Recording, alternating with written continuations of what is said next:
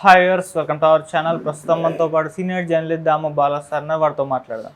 నమస్కారం. నమస్తే సార్, రఘురామకృష్ణరాజు గారి పైన ఎస్సీ/ఎస్టీ అట్రాసిటీ కేసు నమోదు చేశారు సార్. అయితే ఇప్పుడు దీనిపైన చంద్రబాబు నాయుడు గారు ఒక రకంగా రఘురామకృష్ణరాజు గారికి షాక్ ఇచ్చారన్నట్టు చెప్తున్నారు.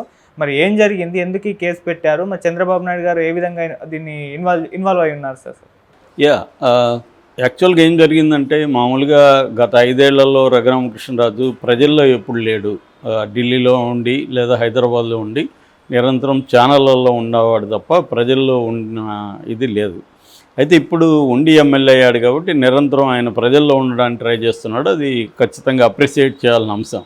ఎందుకంటే ఎమ్మెల్యే ప్రజలకు అందుబాటులో ఉండాలి, ప్రజల సమస్యల్ని తీర్చాలి. అయితే ఇప్పుడు ఆయన ఒక వివాదంలో ఇరుక్కున్నాడు. ఆ వివాదం ఏంటంటే, ఏలూరుపాడు అనే ఒక ఊర్లో కొన్ని ఫ్లెక్సీలు, అంబేద్కర్కి సంబంధించిన ఫ్లెక్సీల్ని దళిత సంఘం నాయకులు అక్కడ కట్టారు. దాన్ని ఈయన వెళ్ళి తన అనుచరులతో దానంతా ఇప్పేసి దానంతా పక్కన పడేశాడు, చించేశాడు అని. సో దాని మీద ఎస్సీ/ఎస్టీ అట్రాసిటీస్ కేసు ఆయన మీద పెట్టారని ఒక వార్త వైరల్ అవుతుంది. నిజంగా పెట్టారా లేదనేది మనకి ఇప్పటివరకైతే కన్ఫర్మేషన్ లేదు. కానీ దళిత సంఘాలు మాత్రం రాష్ట్ర వ్యాప్తంగా ఆందోళన మొదలుపెట్టాయి. ఆయన దిష్టిబొమ్మను దగ్ధం చేయడం కావచ్చు, అవన్నీ మొదలుపెట్టారు. దళితులకి ఆయన అన్యాయం చేశాడు. దళితులకు దేవుడైన అంబేద్కర్ ఫ్లెక్సీల్ని ఆయన తీసేశాడు అనేసి ఆయన మీద చాలా తీవ్రంగా దళిత నాయకులందరూ కూడా రాష్ట్ర వ్యాప్తంగా చేస్తున్నారు.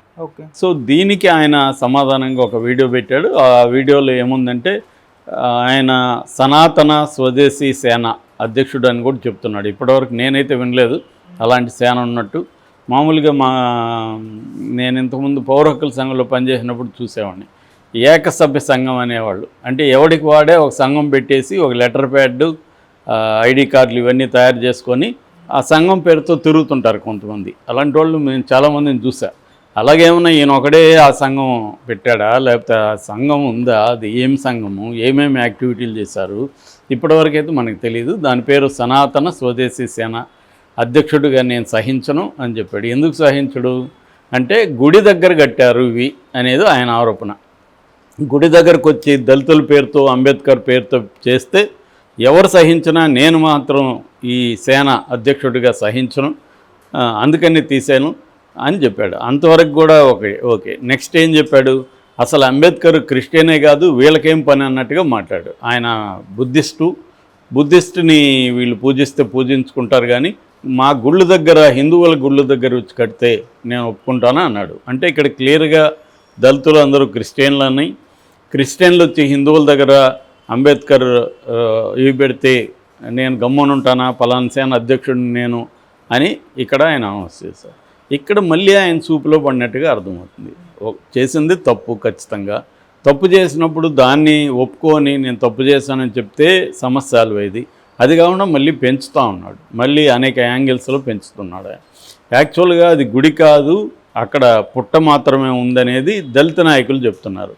సరే, పుట్టుందా, గుడే ఉందనుకుందాం కాసేపు. ఈయన నిజంగానే హిందువుల మనోభావాలు దెబ్బతిన్నాయి అక్కడ కడితే అన్న ఆ సేన అధ్యక్షుడు కాబట్టి, ఆయన హిందువు కాబట్టి హిందువుల తరపున ఆయన వకల్తా తీసుకొని హిందువుల మనోభావాలు ఇక్కడ దెబ్బతింటాయి, హిందువుల గుళ్ళు దగ్గర అన్ని మతస్థులు వచ్చి కట్టారు అన్న బాధ ఉందనుకున్నాం. ఉన్నప్పుడు ఒక బాధ్యతాయుతమైన ప్రజాప్రతినిధి ఏం చేయాలి? నువ్వు ఎవరైతే కట్టారో వాళ్ళని పిలిచి మాట్లాడచ్చు. అరే బాబు, ఇలా కట్టడం కరెక్ట్ కాదమ్మా, ఈ పలాని గుళ్ళు ఉన్నాయి ఇక్కడ, గుళ్ళు దగ్గర వచ్చి మీరు ఇలా కట్టకూడదు అని వాళ్ళకి చెప్పచ్చు. వాళ్ళు వినలేదనుకో, పోలీస్ కంప్లైంట్ ఇవ్వాలి, ఇలా కట్టారు, ఇది కరెక్ట్ కాదని. అప్పుడు పోలీసులు వాళ్ళతో మాట్లాడి తీయించడమా, లేకపోతే వీళ్ళు బలవంతంగా తీయించి ఇలాగ అల్లర్లు చేస్తున్నారు కాబట్టి వాళ్ళ మీద కేసులు పెట్టడమా చేస్తారు. ఇప్పుడు నేను ఫర్ ఎగ్జాంపుల్ నేను ఇలాగ ఒక దగ్గర కట్టారని పోయి తీసేస్తే మనల్ని వదులుతారా వీళ్ళు? ఇదే ఈయన బ్యానర్లే రేపు పొద్దున ఎవరైనా తీసేస్తే, ఏదో కారణం చెప్పి తీసేస్తే ఈయన వదులుతాడా? సో క్లియర్గా ఈయన లీగల్గా పోలేదు. లీగల్గా పోకుండా చట్టాన్ని తన చేతులకు తీసుకొని దాన్ని కప్పుపుచ్చుకోవడానికి సడన్గా ఇప్పుడు ఒక సేన గుర్తొచ్చింది, నేను ఒక సేన నాయకుడిని అంటున్నాడు. ఫస్ట్ నువ్వు ఎమ్మెల్యే, తర్వాత సేన కథ. రెండోది లీగల్గా ఒక ఎమ్మెల్యేని లీగల్గా వెళ్ళకపోతే ఇంకెవరు వెళ్తారు? రెండోది అంబేద్కర్ బుద్ధిస్ట్ అనే విషయం ఈయన కొత్తగా కనిపెట్టాడా? ప్రపంచవ్యాప్తంగా తెలుసు అంబేద్కర్ బుద్ధిస్ట్ అని. అంత మాత్రాన వేరే మతస్థులు అంబేద్కర్ని ఇది చేయకూడదా? అంబేద్కర్ బుద్ధిస్ట్ అయితే ఇంకెవరికి ఇది కాదా? కాబట్టి ఇక్కడ ఏంటంటే దాన్ని మళ్ళీ డైవర్ట్ చేయడానికి దళితులందరూ క్రిస్టియన్గా కన్వర్ట్ అయి ఉండొచ్చు చాలామందులు, కానీ వాళ్ళందరూ కూడా అంబేద్కరే వాళ్ళకి దేవుడు. యేసుక్రీస్తు కంటే కూడా చాలామందికి అంబేద్కర్ దేవుడు. యేసుక్రీస్తు పక్కన అంబేద్కర్ ఫోటోలు ఉంటాయి చర్చిల్లో కూడా. సో దళిత క్రిస్టియన్లు అంబేద్కర్ని తమ దేవుడిగా భావించకూడదా? భావించి వాళ్ళు బ్యానర్లు కట్టకూడదా? కట్టితే అది హిందువులకి అన్యాయం జరిగినట్టుగానా? హిందువులకి ఏమి అంబేద్కర్ పూజనీయుడు కాదా? ఓన్లీ క్రిస్టియన్స్కైనా అంబేద్కర్ పూజనీయుడు? హిందువులు అందరూ భారతదేశంలో ప్రతి ఒక్కరూ గర్వించదగిన వ్యక్తే కదా. మరెందుకు మోడీ ప్రభుత్వం అంబేద్కర్ని పై స్థాయిలోకి తీసుకెళ్ళడానికి అనేక చర్యలు చేపట్టింది? ప్రతి ఇక్కడ పెద్ద ఎత్తున విగ్రహాలు పెట్టారు, అక్కడ పెట్టారు. అంబేద్కర్ని ఎందుకు అందరూ సెలబ్రేట్ చేసుకుంటారు? ఓన్లీ అంబేద్కర్ దళితులకే పవిత్రమైన వాడా? దళితులకే పూజనీయమైన వాడా? ఈ దేశానికి కాదా? ఈ దేశానికి ఆయన కాంట్రిబ్యూషన్ లేదా?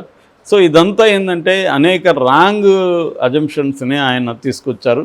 దీంతో ఇప్పుడు ఇంకొక వెర్షన్ ఏమనిపిస్తుందంటే చంద్రబాబుకు తలనొప్పిగా మారాడు ఈయన ఒకడు, 19 నానాజీ ఒకడు, వీళ్ళిద్దరూ తలనొప్పిగా మారారు ఇటీవల. అంటే ఈ మధ్యకాలంలో చంద్రబాబుకి ఎమ్మెల్యేలు తలనొప్పులు బాగా పెద్ద ఎత్తున తీసుకొస్తున్నారు.